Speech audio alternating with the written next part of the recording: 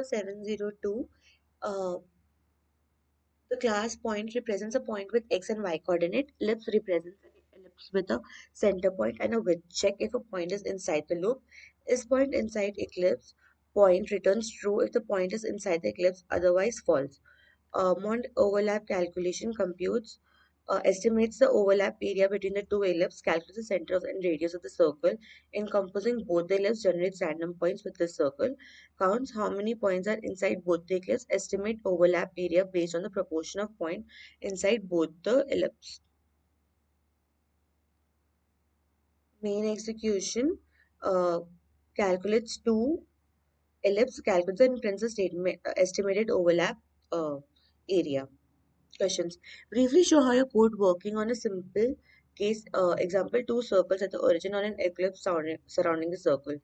Two circles are defined, treated as ellipse with equal major and minor axis, centered at the origin with radii 5 and 3 respectively. Monte-Carlo simulation, random points are generated within a circle that can encompass both ellipse overlap calculations. The number of points that lie within both circles is counted and the overlap area is estimated based on the proportion of these points.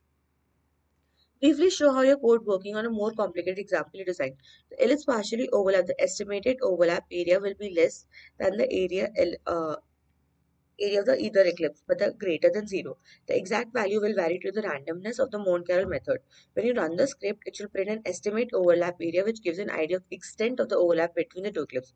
The result will be an approximation. Increasing the number of samples will yield more accurate estimate. Present your eclipse class. Point class represents a point in 2D space with x and y coordinate. The constructor int initializes the point within x and y values. Eclipse class, it represents an eclipse defined by its center point and width. The constructor int initializes the eclipse with a center point and a width. The RPR method provides a string representation of eclipse useful for debugging and displaying the purpose. So the main accept and reject of your algorithm. The calculation of the center and the radius of the encompassing circle is compacted into fewer lines using Python's multiple assignment feature and the math sqrt function directly within the expression. The accept reject loop is compressed into a single line using a list comprehension. Inside a comprehension, a random point is generated using a polar coordinate directly within the function called to is inside eclipse. Um, the sum function used to count the number of points that fall within both the eclipse. The overlap area calculation is combined with the return statement.